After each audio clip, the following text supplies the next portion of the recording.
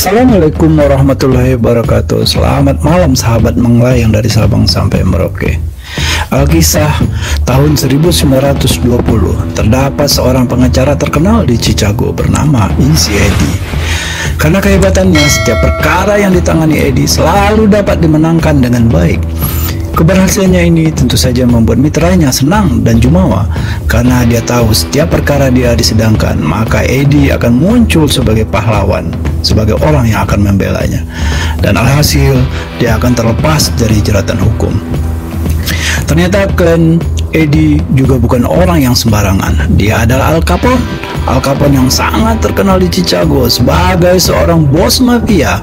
Apapun dakwaan yang ditujukan kepada Al Capone tidak mampu memenjarakan seorang Big Al. Hal tersebut bisa terjadi karena kehebatan seorang Eddie. Oleh karena itu, sangat wajar seorang Al Capone memanjakan sang pengacara dengan hadiah-hadiah fantastis, rumah mewah, mobil mewah, pesawat pribadi, dan lain sebagainya. Begitu juga dengan anaknya Eddie, apapun kebutuhan dan keinginannya selalu dipenuhi.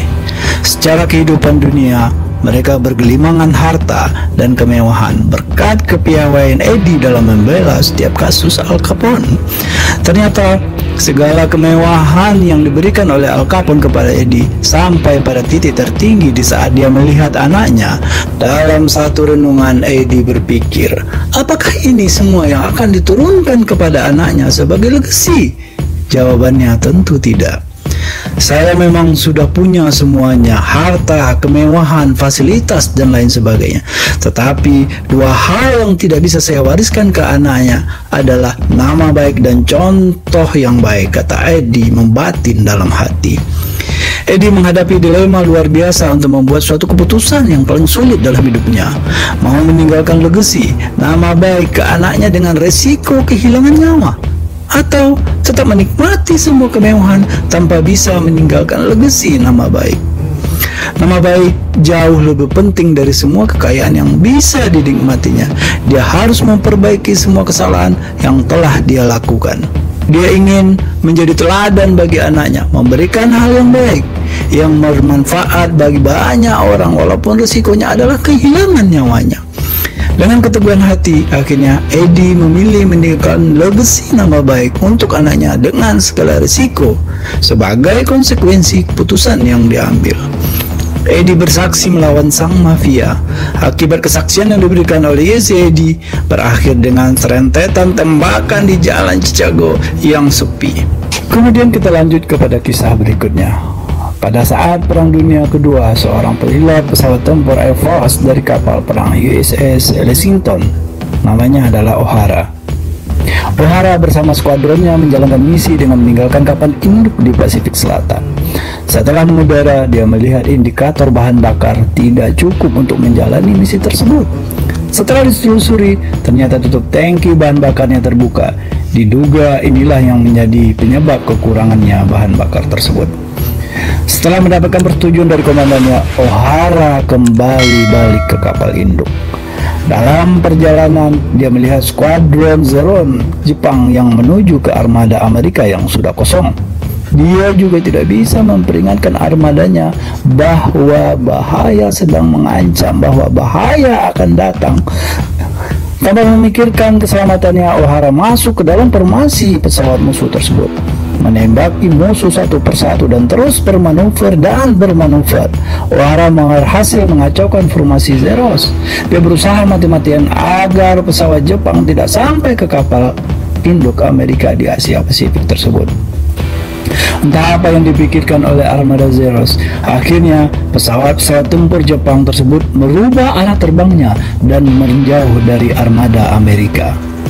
Sebagai penghormatan atas jasanya tersebut, maka O'Hara dikenal sebagai pahlawan dan diberi salah satu penghargaan tertinggi militer, dan bahkan namanya dinobatkan sebagai salah satu nama bendara di Amerika, yakni Bandara O'Hara di Chicago. Pelajaran apa yang bisa diambil dari kedua cerita di atas? Yang pertama adalah Easy Eddie telah mendapatkan kemewahan dengan cara melindungi Al Capone yang notabene adalah musuh masyarakat. Ternyata kemewahan yang didapatkan dari Big Al tersebut tidak lagi membuat dia bahagia. Kenapa? Karena Eddie tidak bisa mencontohkan suatu kebaikan dalam hidupnya sebagai legasi kepada anaknya. Demi sebuah legasi yang baik, Eddie berbalik dari orang yang melindungi menjadi orang yang ikut berperan memenjarakan Al Capone dengan kesaksiannya. Walau tentunya risiko yang dihadapi sangat berat, yakni harus kehilangan nyawanya. Legasi baik yang ditinggalkan Eddie benar-benar telah diwariskan kepada sang putranya O'Hara. Dalam menjalankan tugasnya sebagai pilot pesawat tempur, O'Hara mewarisi keberanian ayahnya, berani berjuang walau dalam posisi sulit untuk selamat sekalipun. Dengan semangat heroik seperti yang diwariskan ayahnya, O'Hara nekat sendirian menghadapi 9 pesawat tempur Jepang demi menyelamatkan kapal induk Amerika dari gempuran pesawat tempur Jepang tersebut. Sekali lagi saya tegaskan, sifat heroik O'Hara tentunya merupakan warisan yang diturunkan dari keberanian sang ayah, Eddie. Kisah ini sesuai dengan kata pepatah, buah tidak jatuh jauh dari pohonnya.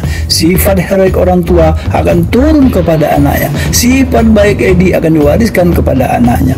Oleh karena itu, marilah kita wariskan sifat-sifat yang baik, sifat-sifat yang heroik, jiwa nasionalis, sehingga bangsa ini menjadi bangsa yang besar di tengah kekayaan dan potensi besar yang dimiliki oleh Indonesia.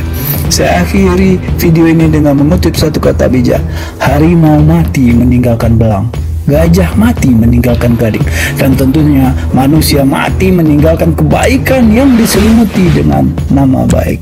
Salam sukses sahabat menglayang, semoga kita selalu dapat menebar benih-benih kebaikan. Assalamualaikum warahmatullahi wabarakatuh.